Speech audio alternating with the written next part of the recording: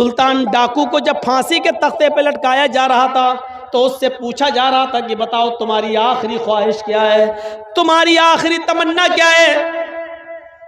जवाब दिया सुल्तान डाकू ने कि मेरी आखिरी तमन्ना यह है कि मेरी मां को मेरे सामने खड़ा कर दिया जाए और जब मुझे फांसी दी जाए तो उस वक्त मेरी मां मुझे अपनी आंखों से फांसी पर लटकता हुआ देखे।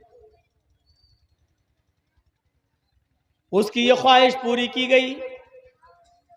मां ने बहुत मना किया कि मैं अपने बेटे को फांसी पे लटकता हुआ नहीं देख सकता। कहा मां अगर तेरे बेटे की ख्वाहिश ये है तो तुझे अपने बेटे की ख्वाहिश पूरी करना चाहिए।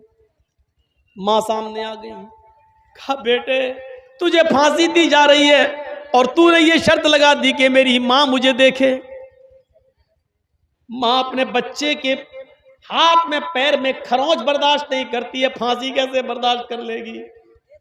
क्यों तू मुझे जीते जी मारने के लिए अपने सामने खड़ा कर दिया।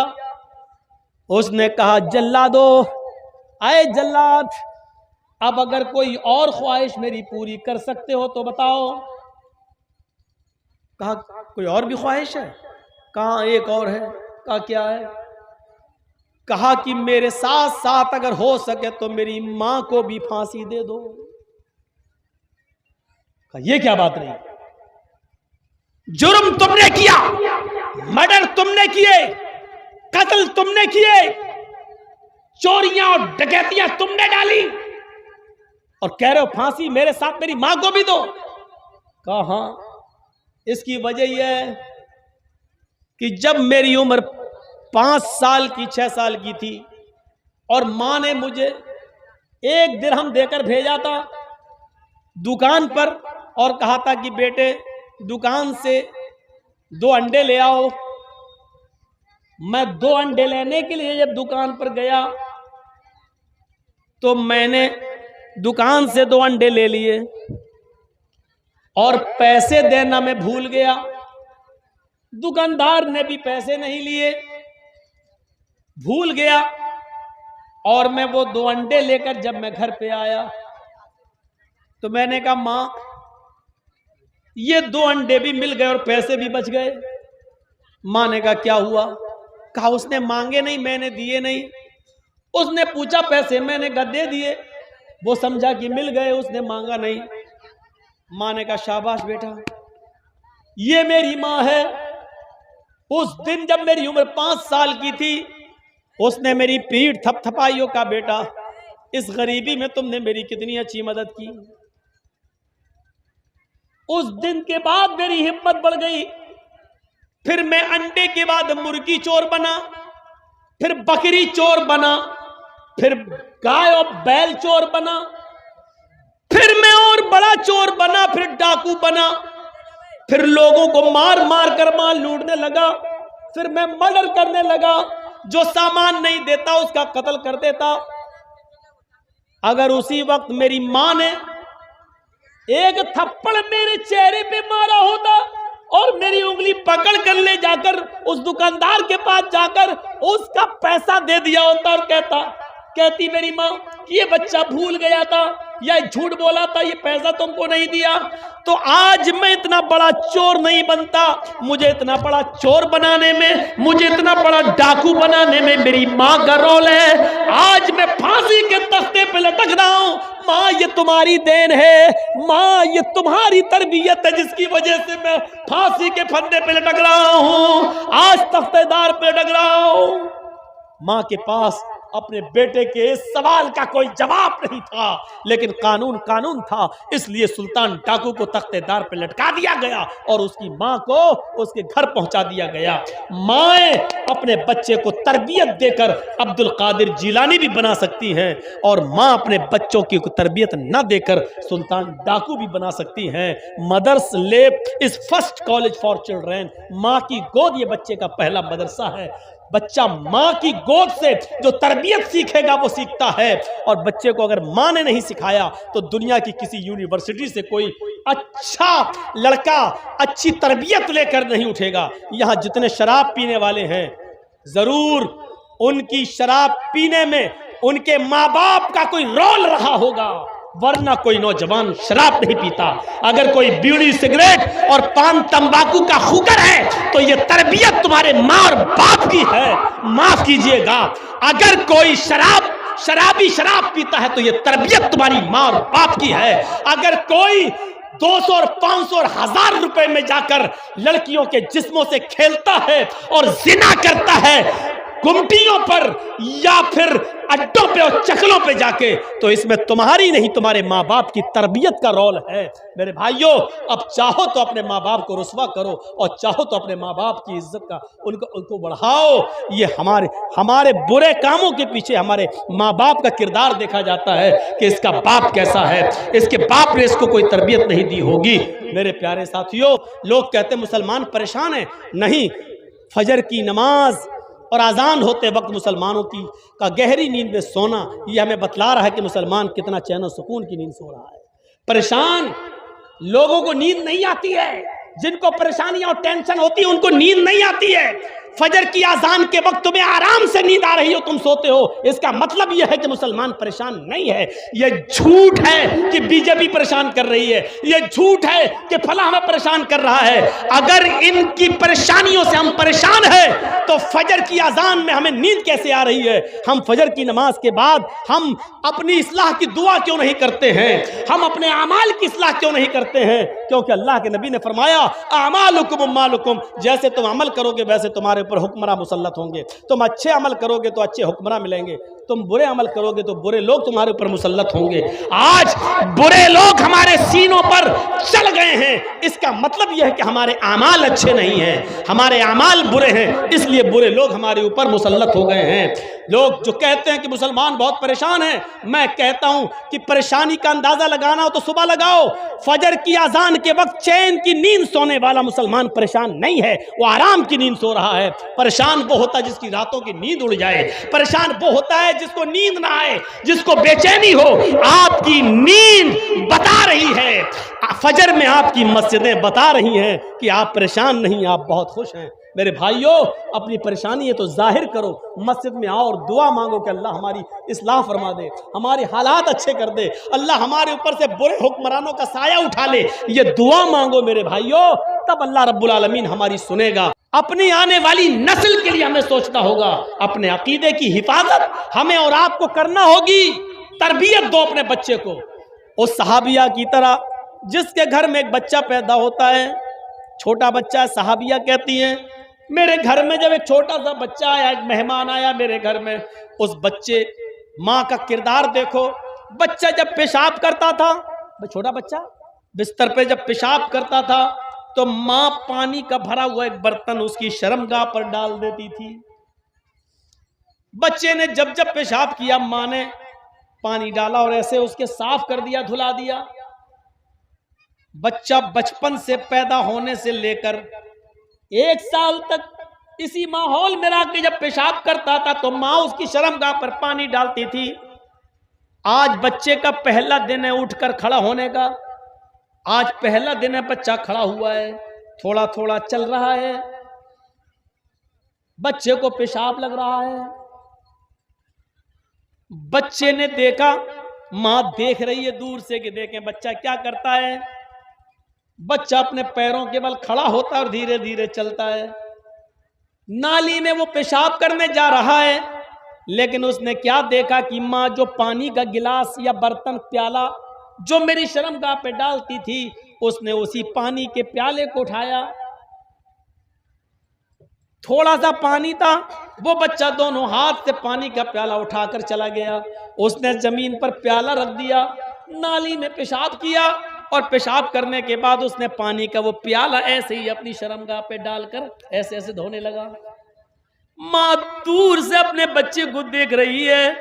बच्चे ने, वो नहीं जानता इस्तिंजा किसको कहते हैं, छोटा सा बच्चा है, माँ सिर्फ ये देखना चाहती है कि मैंने अपने बच्चे की शर्मगाह पर पेशाब की जगह पर पानी डाला, ये बच्चे को वो तरबियत मिली या नहीं।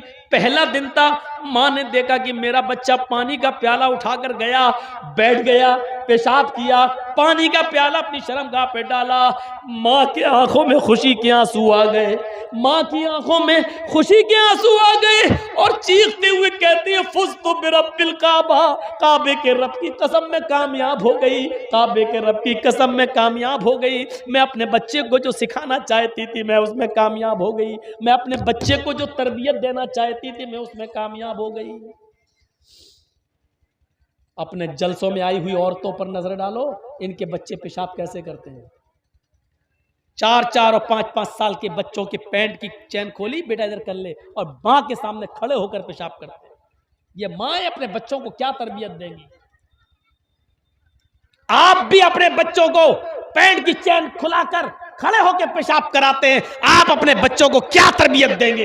हमारे बच्चे जिन स्कूलों में पढ़ते हैं उधर भी सिस्टम खड़े होकर पेशाब करने का है। पैंट की चैन खोली और गधे और कुत्ते की तरह खड़े होकर पेशाब करते हुए हमारे बच्चे नजर आएंगे। स्कूलों में सिस्टम है और वहीं से इस सिस्टम सीख कर आने के बाद पीएचडी करके डॉक्टर बनकर निकलने वाला, एमबीबीएस और एमएस और एमडी करके भी डॉक्टर बनकर आने वाले आज भी बहुत से ऐसे मिल जाएंगे जिन्होंने स्कूलों से कुछ नहीं सीखा है और आज भी खड़े होकर पेशाब करने वाले तुम्हें एयरपोर्ट पे मिल जाएंगे, स्टेशनों पे मिल जाएंगे, बस स्टॉप पर मिल जाएंगे, हर जगह जो खड़े होकर पेशाब कर रहे हैं। ये दिया है आज के कॉलेजेस और यूनिवर्सिटी ने, इतना पढ़ाने के बाद भी जो ये तालीम नहीं दे सके कि खड़े होकर पेशाब करने के बाद जो छींटे तुम्हारे कपड़ों पे आएंगी उसका कितना अजाब तुम्हें पड़ेगा, ये नहीं बता सके, आज भी इतनी तालीम नहीं दे सके।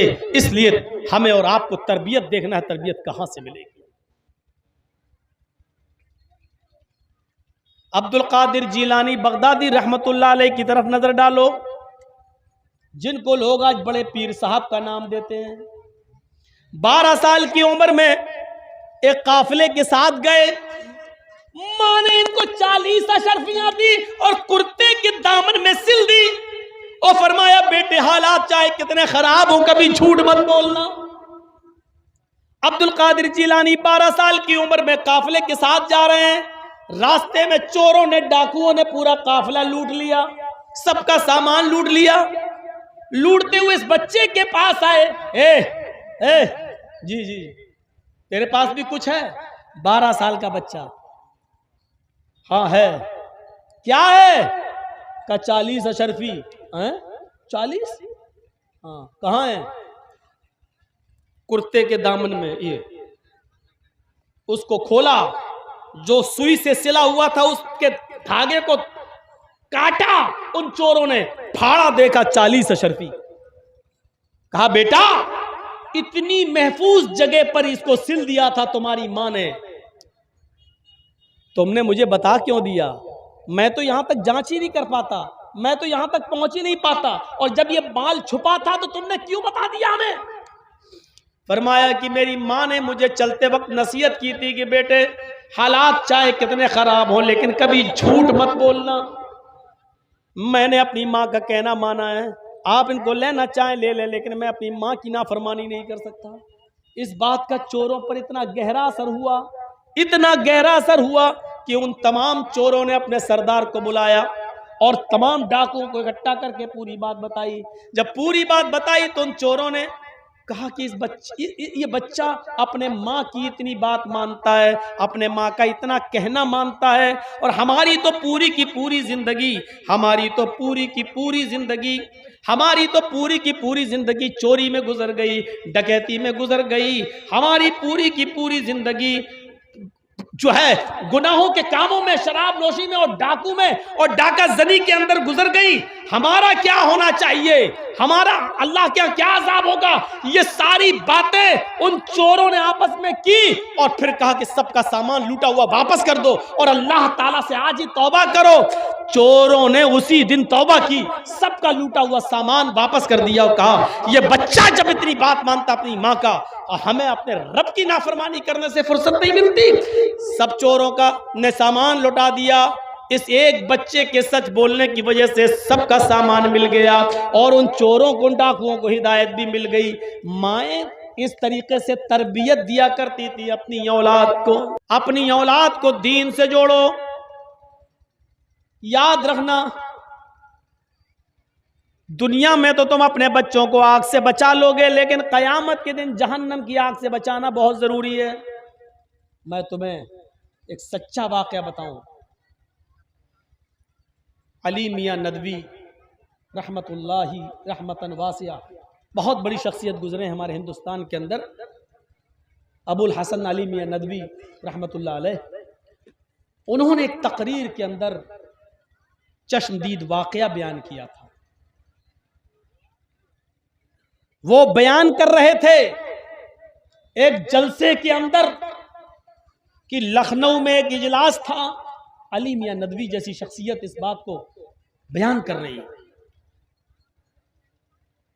क्या करूं बेटा, चाय पी लूं? हमारे हाथ में दे रहे हैं, लीजिए भाई 50, 20, 70 रुपए। अली मियां नदवी जैसी शख्सियत क्या कह रही, सुनिए। वो कहते हैं कि लखनऊ में एक जलसा था, उस जलसे के अंदर बहुत भीड़ थी, लेडीज का भी इंतजाम था, पर्दे के अंदर लेडीज भी आई हुई थी। मुकर्रिरीन की, खतीबों की तकरीर बहुत अच्छी चल रही थी, लोग सुन रहे थे कान लगाकर, बड़े गौर से कान लगाकर सुन रहे थे।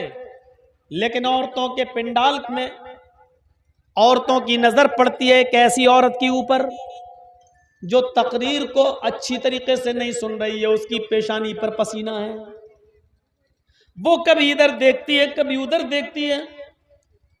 लेकिन चूंकि वो औरतों के साथ जिस बस पर बैठकर आई थी या जिस गाड़ी पर आई थी, उस गाड़ी पर ही वो जाती, इसलिए वो उस मजबूरी में बैठी हुई थी। वो तकरीर उलमा की अच्छी तरीके से नहीं सुन रही है, उसकी पेशानी पर पसीना है। कुछ औरतों ने उससे पूछा, मेरी बहन तुम्हें क्या परेशानी है? इतनी अच्छी तकरीर हो रही है मौलाना की और तुम इधर उधर देख रही हो, तुम इधर उधर झांक रही हो, तुम कभी इधर कभी उधर, और पेशानी पर पसीना है, तुम परेशान लग रही हो, क्या परेशानी है? उसने कहा कुछ नहीं। ठीक है। फिर औरतों ने कुछ मजीद इसरार किया, क्या बात है, पेट में दर्द है, बेचैनी है, कोई परेशानी हो तो बताओ, इतना बड़ा इज्तिमा हो रहा है, यहाँ मेडिकल कैंप भी लगा हुआ, अगर कोई परेशानी हो तो बताओ, तुम्हें दवा दिला दी जाए। उसने कहा मेरी बहनों बात ये नहीं है, सुनिए। उसने क्या कहा?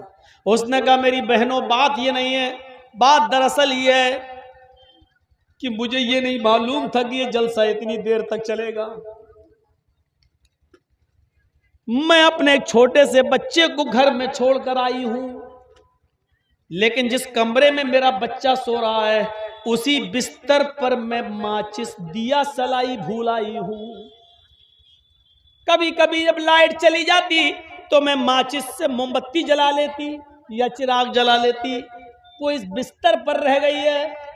मुझे ये डर लग रहा है कहीं मेरे बच्चे की आंख अगर खुल गई, उस बच्चे ने कहीं माचिस उठा ली और उसकी तीली जलाई और वो अगर बिस्तर पे गिर गई या उसके कपड़े पे गिर गई तो मेरे बच्चे का क्या होगा? मुझे अपने बच्चे की फिक्र लगी हुई है।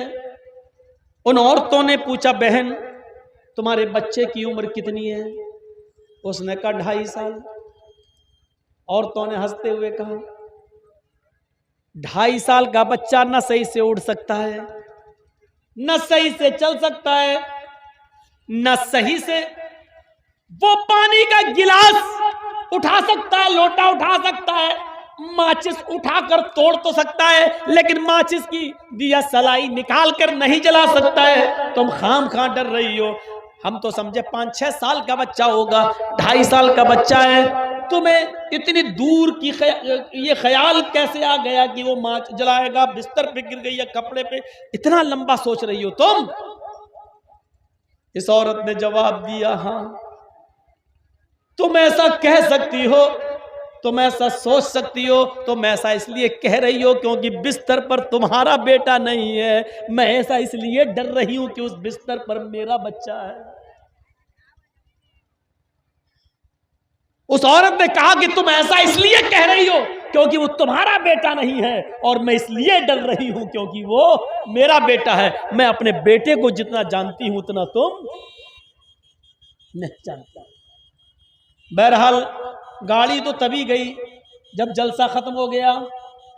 ये औरत कुछ नहीं सुन पाई कि क्या बोले हैं मौलाना, क्या बोले हैं, किस पर अमल करना किस पर नहीं करना।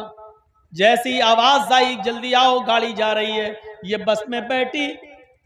जिस सवारी पर सारी गांव की औरतें आई थी उसी बस पर ये बैठ जाती है, और जब घर पहुंचती है तो जो जो ख्यालात इसके जहन में थे वो सब कुछ हो चुका था। वो बच्चा उठ भी चुका था, वो बच्चा माचिस की उठा भी चुका था, माचिस से तीली निकाल भी चुका था, माचिस पर रगड़ भी चुका था, और जलती हुई वो तीली बिस्तर पर गिर भी चुकी थी, और बिस्तर के साथ साथ पूरा घर जलकर राख हो चुका था, और उसमें बच्चा भी जलकर राख हो चुका था। इस पूरे वाक़े को बताने का मेरा सिर्फ एक ही मकसद है नौजवानों और बुजुर्गों, जितना हम अपने बच्चों के लिए दुनिया की आग से डरते हैं कि मेरा बच्चा ये ना कर ले, माचिस ना उठा ले, हम इन चीज़ों को अपने बच्चों से दूर रखते हैं। लाइटर दूर रखते हैं, हम माचिस दूर रखते हैं, चिराग दूर रखते हैं ताकि बच्चे का हाथ वहां तक न पहुंचे। जितने हम दुनिया की आग से बचाने की फिक्र करते हैं अपने बच्चों को, अगर जहन्नम की आग से बचाने की भी उतनी फिक्र कर लें तो याद रखो कोई भी अपने बच्चों को कॉन्वेंट स्कूल में पढ़ाकर अपने बच्चों का अकीदा खराब न करे, क्योंकि कॉन्वेंट स्कूल में पढ़ाने बाद ये बच्चा ना माँ को पहचान रहा है, ना अपने बाप पहचान रहा है, ना अपने रब को पहचान रहा है, ना अपने दीन को पहचान रहा है, बल्कि इन सब लोगों को भूल कर वो जहन्नम के करीब जा रहा है। ये हमें सोचना होगा, अपनी आने वाली नस्ल के लिए हमें सोचना होगा। अपने अकीदे की हिफाजत हमें और आपको करना होगी। तरबियत दो अपने बच्चे को।